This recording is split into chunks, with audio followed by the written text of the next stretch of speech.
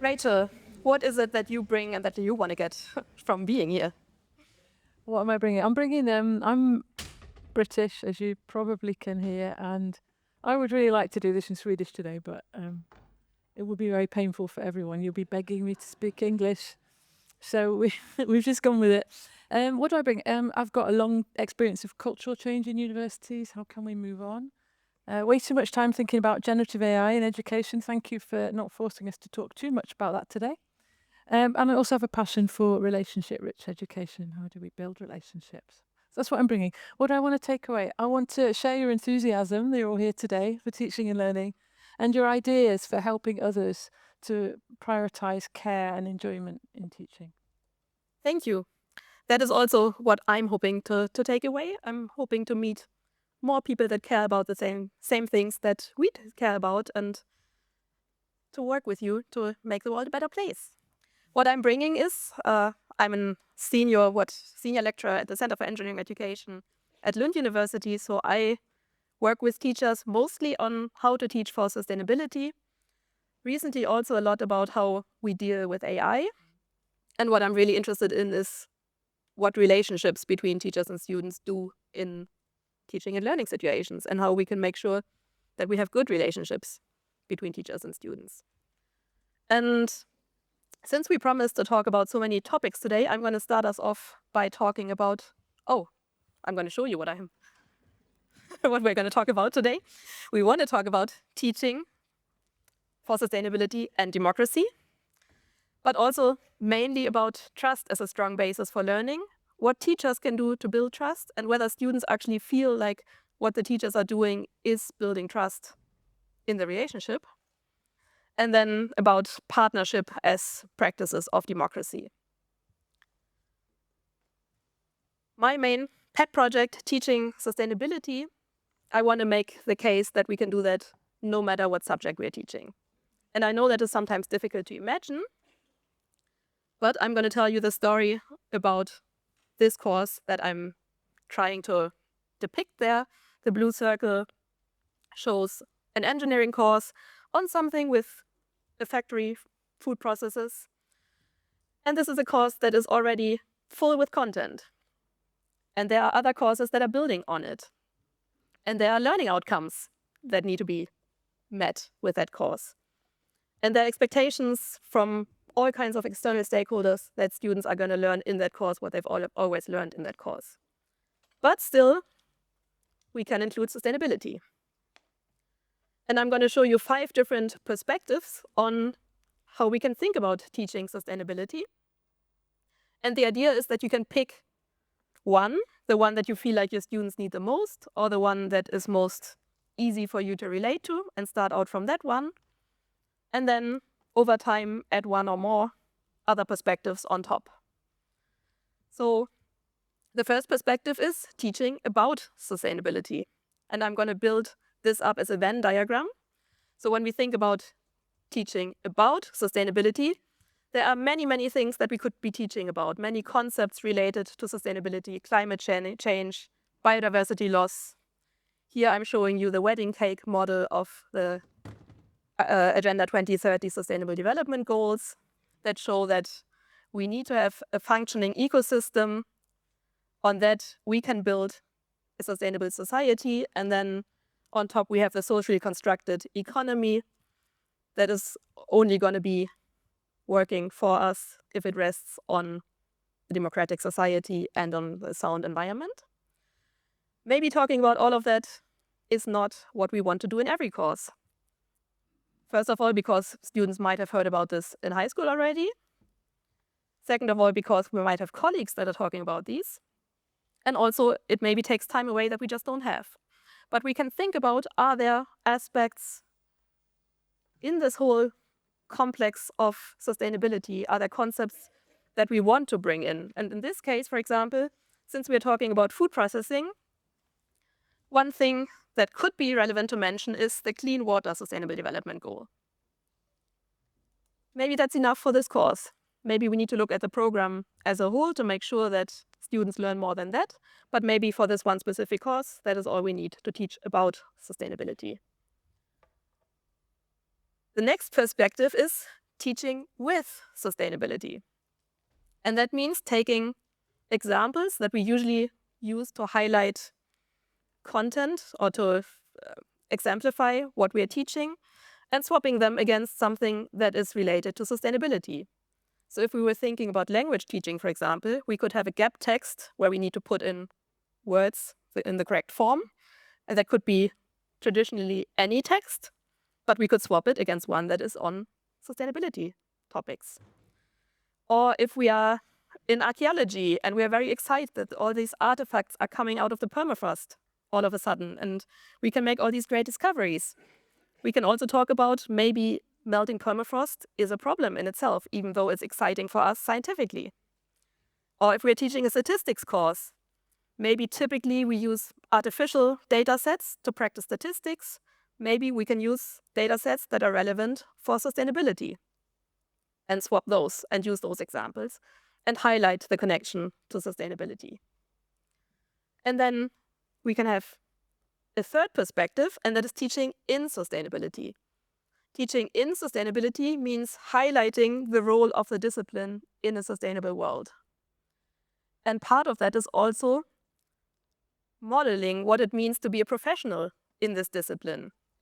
We might not be sustainability experts, but we can still speak about sustainability. We can still say, we don't have all the answers, but we want to discuss this because it's important, because we need to talk about this. And since we are the face of the subject to the students, I think it's very important that we do that. And that even though it is uncomfortable and we are not the experts, or at least I'm not the expert, we still do it. The next perspective that we have is teaching through sustainability.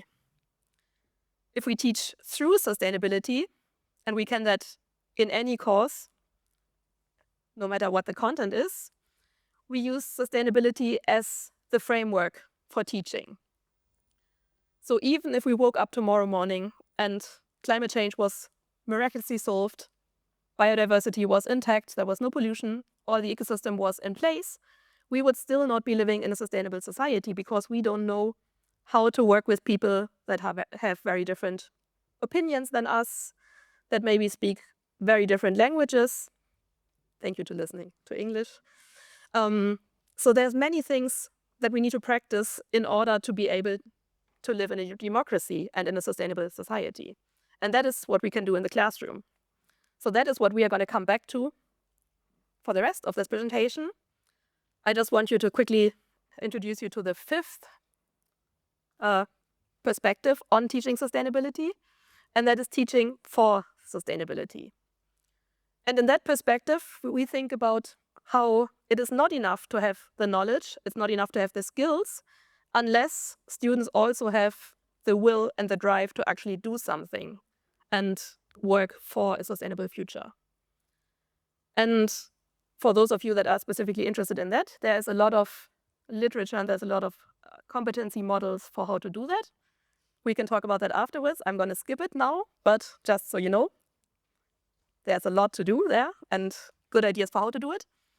But the main point I want to make is we can include sustainability questions in any course we are talking about, just by making it a topic, by showing what it could mean to be a sustainable professional, and to show that it's our personal and professional responsibility.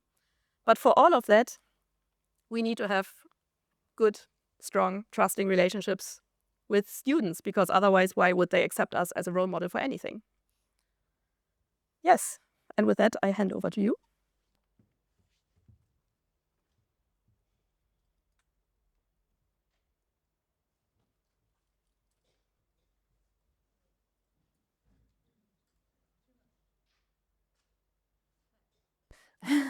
So just picking up on this idea, what we're trying to get you to do, to take away with you today, is the idea that we all can do something. Even from the introduction, we may feel that there's quite a lot here that we need to think about. It can feel quite overwhelming. But we want you to leave here thinking, what can I do? Me in my context. And This is from a report of a talk by a very famous Dutch educator, Biesta, who said this earlier in the year. So we thought it was very relevant to the conference. I'll just let you read it.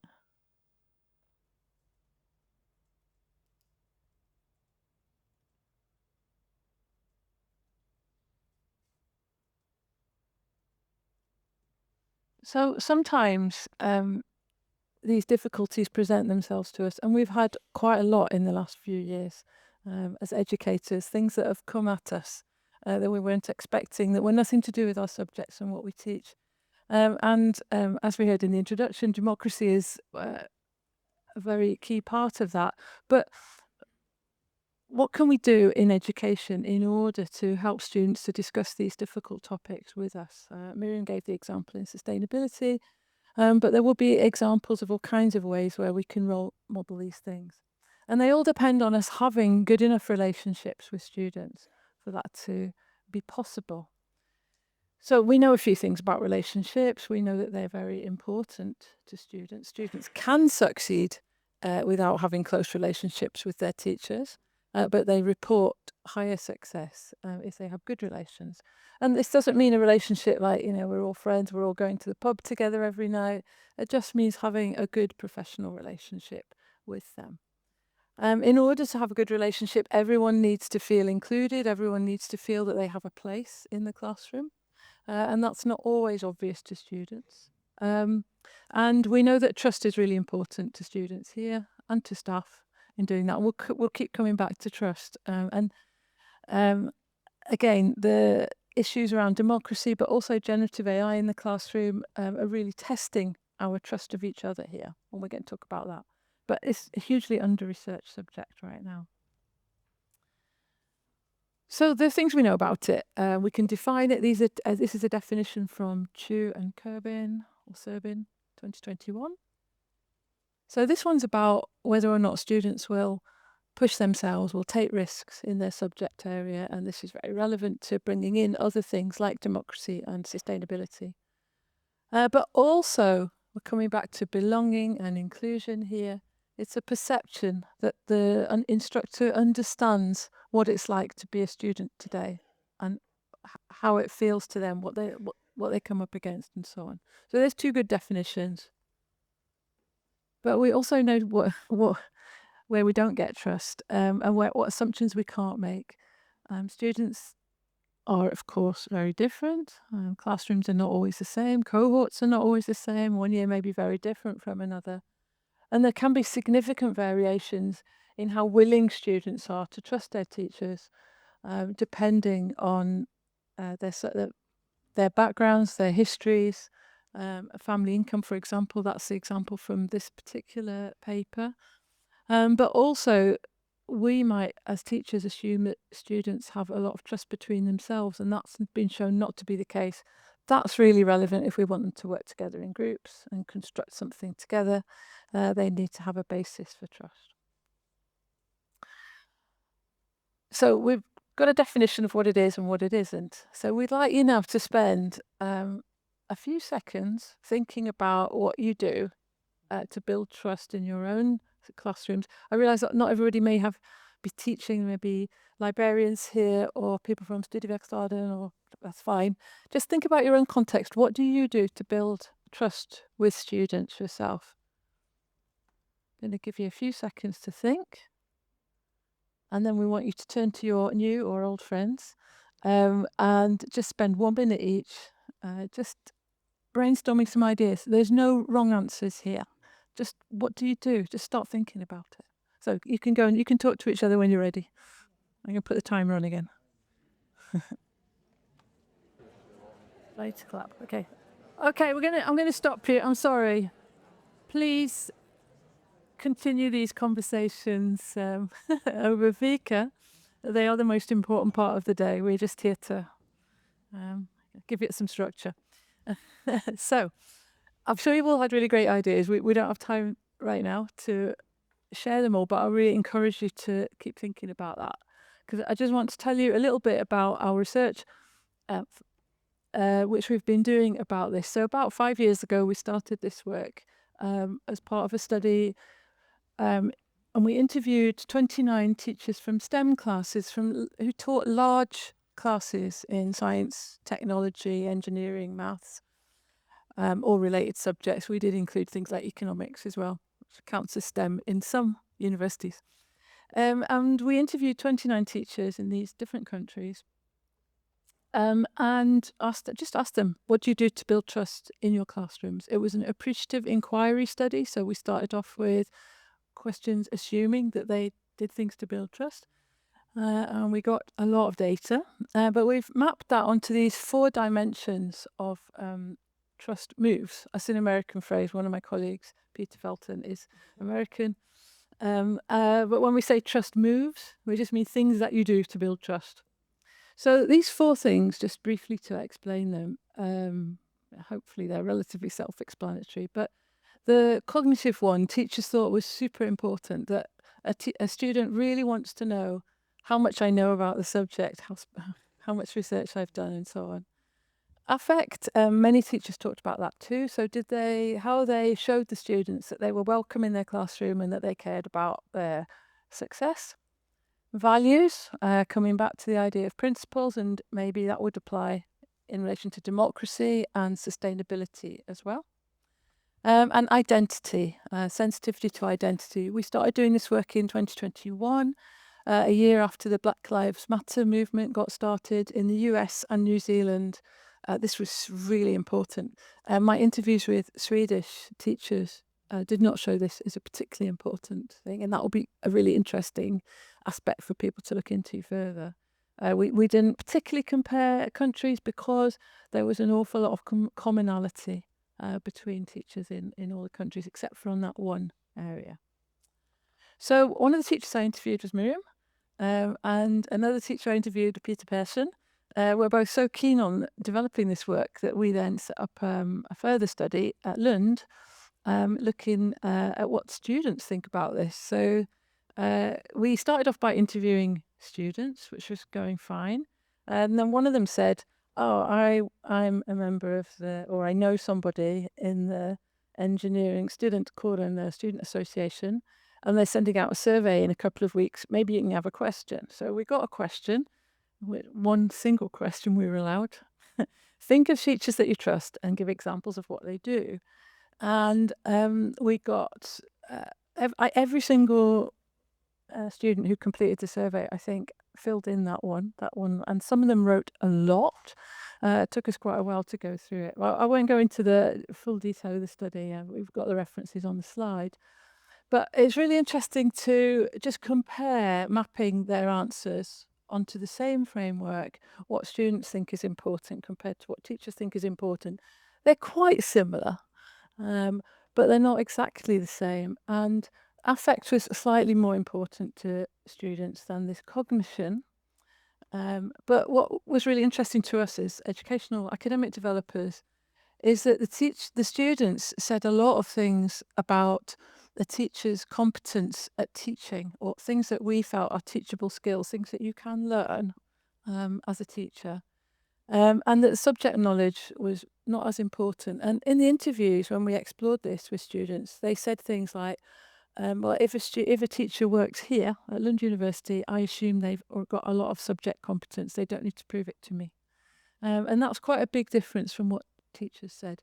So taking that away from that, our focus is to sort of think about the things that students really care about, like just being open to questions and trying to learn their names and things like that are really important to them. Values and identity came up way less. These were Swedish engineering students, so there might be some difference there in subject matter. Again, that's the group we investigated. It could be worth following that up. So just to give you a couple of examples of things that students said either in the survey or in interviews. This is a kind of simple thing that they felt helped with trust building in the classroom. So these are things that everybody can do. Just give a minute to read it.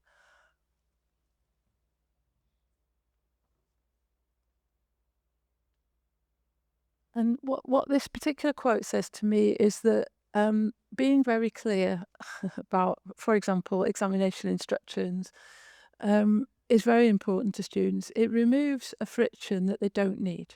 So we do know that we need some friction and desirable difficulty in learning. It's hard to learn things, but students don't need to spend time worrying about some of the mechanics of how things work in the university and what a point system is. Not all students know. Not all students have parents who went to university in Sweden. They won't understand all of it. So that's just one example of where this can really help, that the teacher shows they understand that this could be an issue. And another quote showing that just taking into account our opinions and our needs, quite a few students said things like, if I have a problem, if something goes wrong, I know that they will have my back. They will make some arrangement for me. And again, we're not suggesting that everyone spends all their time making a special course for every individual student. That's not what this is. This is just about knowing if I have a problem, I've got someone to tell about it. And we hope that teachers will be able to signpost them to other services as well. And finally, just gives everyone a chance to have their say. So listening, actively listening to what they say. So this is really important for what we want to get you thinking about in relation to democracy. Yeah, so if we want to include students, and clearly students also want to be involved in being heard and having an influence on the education, one way to think about that is to think about who has the control in the classroom, but specifically who controls content and who controls process in the classroom. So what we're doing right now is we control content and process. And we might actively involve you by asking you to talk to your neighbor. But basically, we are monopolizing the thing. That's how it is. But we could imagine settings where there would be more people involved in controlling both content and process. So, for example, having more speakers, having different kinds of discussions would give more people control, would also give more people responsibility for their learning. So if we think about student-staff partnership, for example, where we would negotiate things with students, like learning outcomes, like assessment, like what methods we use, we would share responsibility with our students.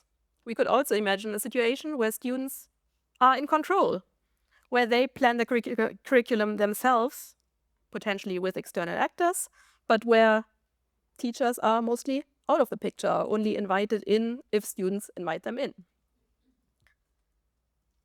If we want to share control of content with more people, what that basically means is include more different voices. So include all students, many different teachers, maybe external stakeholders, maybe think about the kind of reading we assign.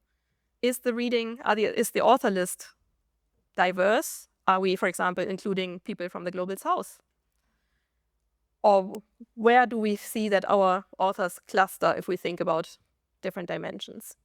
And then we can, of course, make sure we invite different guests or show videos of people that we don't have direct access to. If we want to share control of the process, there's a lot we can do. So the main thing really is to make sure that everybody has the opportunity to think and possibly to write individually. And then that everybody gets to speak in small groups. So what we started the day out with was asking you to think about what is it that brings you here today? What are your intentions for the day? Setting you up, hopefully, for a great day. And then we could have structures that make it even easier to have more voices heard, except in the keynote, the point is that we talk a little bit. But there are a lot of methods that we could use, and I really want to recommend the liberating structures. If you're not aware of them, you should totally check them out. That's a great collection of methods that you can use in order to include many or all students in things that are going on. Then it's also important that we welcome input without judging, and then that we evaluate statements independent of who made them. We could also think about this in terms of the continuum of student participation, which you might have seen as a ladder, where we would gradually go from the teacher is in full control of everything to the teacher brings in, for example, student representatives, lets them give input on wherever the teacher would like input on, maybe invites them to do a thing per share, involves them a little bit more. Then we could give students different options to choose in between, for example, different assessment formats, or we could ask, are you more interested that I elaborate on this topic or on that topic? Gradually giving students more control of the process and more responsibility for their own learning. And we can do that all the way up until students have full control. You might have seen this as the continuum of student participation before. What I found really interesting is that this actually comes from a paper that was written in 1969 in the US in the context of citizen participation. Thinking about democracy, who is involved in democracy, who has a say in democracy. And what they had in their model were two more steps that we have quietly dropped when we talk about teaching, because we hope this kind of stuff doesn't happen in teaching.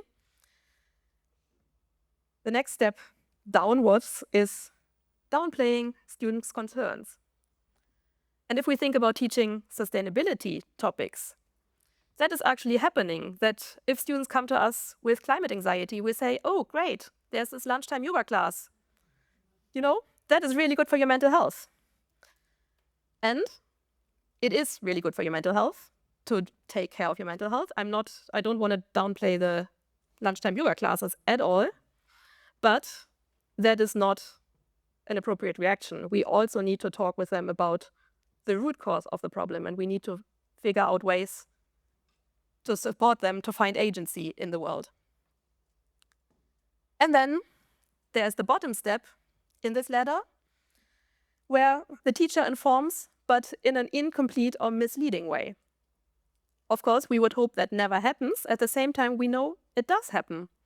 If we avoid talking about climate change and the impact of climate change on the world, which happens a lot because we feel like we don't have the time to talk about this here. If I open up this thing, I'm never going to be able to go back to whatever topic I wanted to teach about.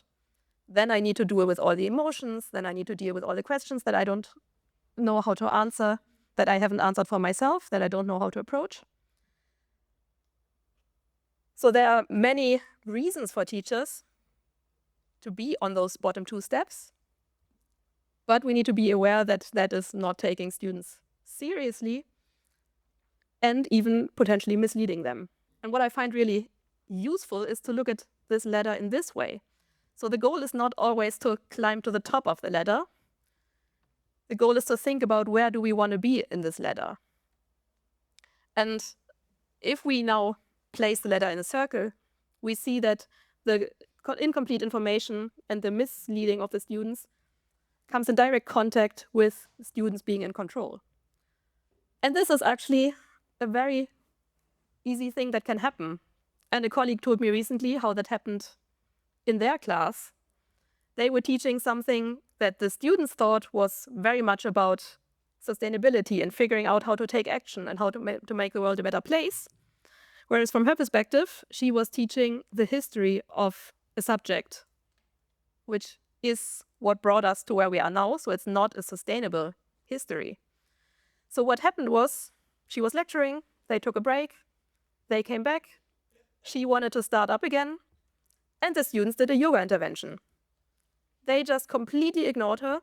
They were just doing yoga. And in the beginning, she thought, oh, it's nice, let's stretch a little bit, and then we can listen better. But the students just didn't stop. And that's a situation. I have to admit, I had a very terrible reaction to that. I laughed because I think it's hilarious. I'm also very, very sorry for my colleague because it's a terrible situation to be in as a teacher. But it's also great to see that our students care enough to be like, this is not serving me. We need to mark this and do something about it. But obviously, that is not where we want to end up in our teaching. Ideally, that happens in other people's classrooms, not in ours. So this is where we need to think about how do we make sure that we don't end up in this zone of anger and conflict. So how, if the students have taken control, how can we come back into conversation with them so that they regain trust in us, that they want to come back into partnership with us, that they want to let us back into what they are doing so we can have a dialogue, that we can do something together. And at the same time, if the students are here at the bottom of the circle and they feel like we're not taking them seriously, we are just dictating the curriculum, we have full control of everything. How can we give them a little bit more control, a little bit more agency, a little bit more responsibility for their learning to come up in the direction of partnership? And I don't want to say that we always have to be in full partnership with students. There are situations where that is not feasible, of course. Sometimes we need to have a lecture, a keynote. But sometimes there are steps that we can do to give students gradually more and more control and more responsibility in their learning. And that is a learning process both for the students, because they are not used to coming in the classroom where there's suddenly a complete partnership and everything is negotiated. But of course, it's also a learning process for us as teachers, that we need to see how can we get comfortable or be only so uncomfortable that we still want to do it. And all of that, of course, relies on trusting relationships.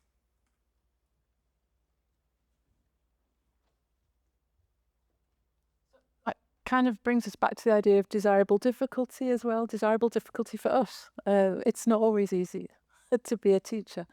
And we do need to develop as we go. So coming back to trust and how we work it, to us, this seemed like a really good development of our work on trust. So what happens to trust now when we have these generative AI products available to us? Anecdotally, we see evidence of trust being eroded. We see that some universities, possibly the one I'm standing in, has a rule where one examination must be supervised, where maybe that wasn't the case before. For example, so that is a coded message to students that their independent work isn't trusted. I'm not saying that isn't justified. I'm just saying that these are the kind of messages and cycles we can get into.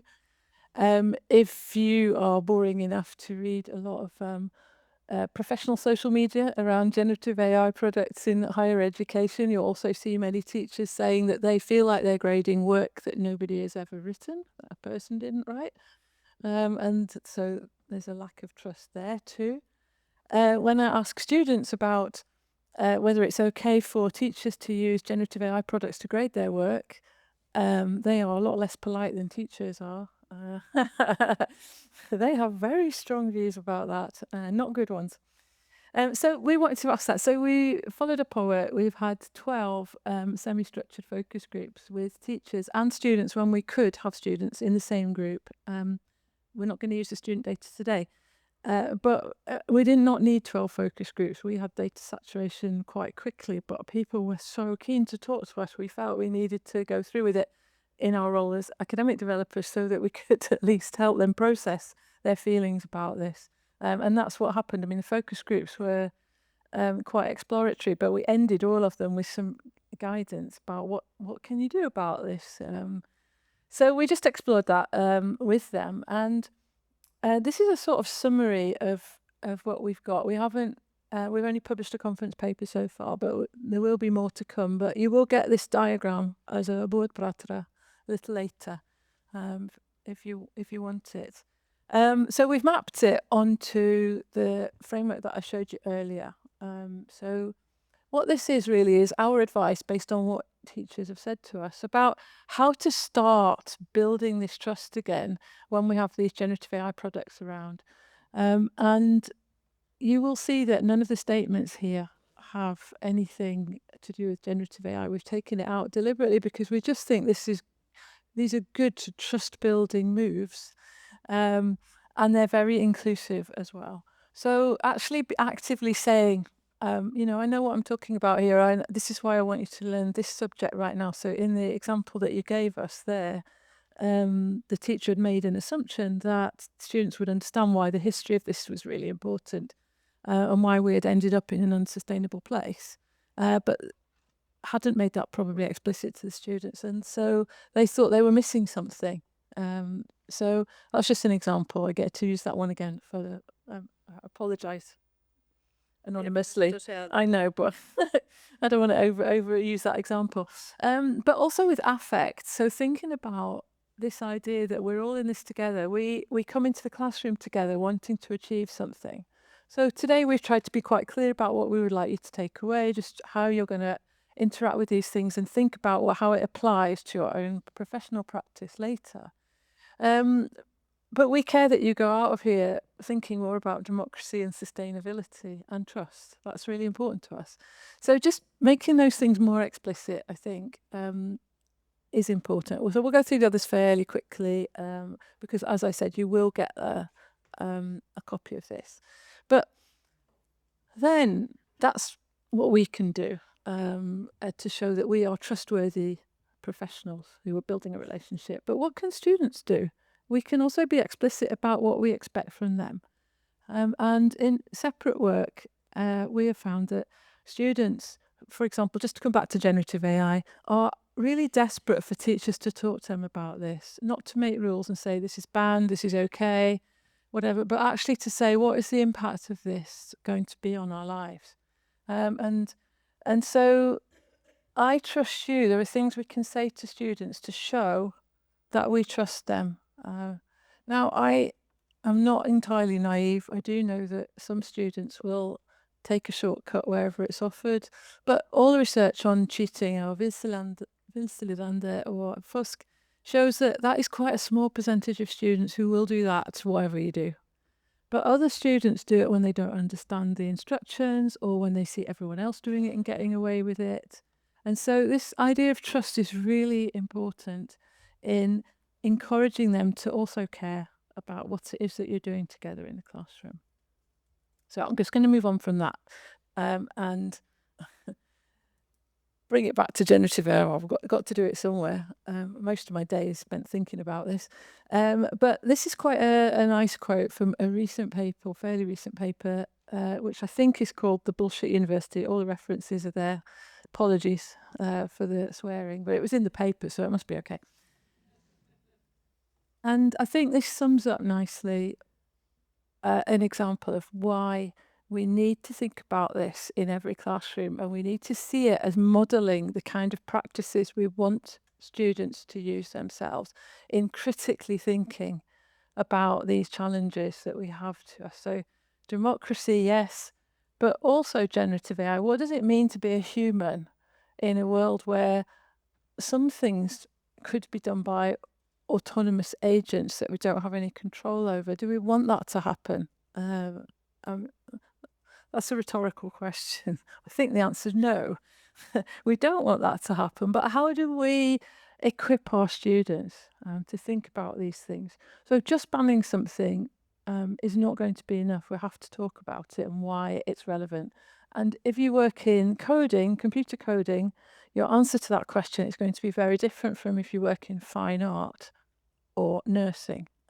These are not the same kinds of answers in everyone. So everybody's got to do the thinking. I'm sorry, we don't have any rules that we can hand out here. So we wanted to end our part of this just by thinking about giving you some messages to take away. So as we've said, we think we've all got a responsibility to think about this and to model our own values, whatever they are. And we don't mean party political values. We just mean believing in these ideas of partnership and democracy. And this comes very naturally with normal relationship building. So that's why all of that is important. But we do have to actively build that. So we asked you to think about what you do now to build trust. Maybe you can think of other small things just that you can take away and try after today. And we want to leave you with a quote from someone else. I'll let you read it. It's just part of our responsibility to inspire and support our students and to encourage them to go out and take their part in society, whatever it is, taking with them ethical values and democratic values and sustainable values. And it's up to all of us. So we'll stop there and we'll take any questions that you might have or comments. It is an academic conference, so if it's not a question, we'll still listen.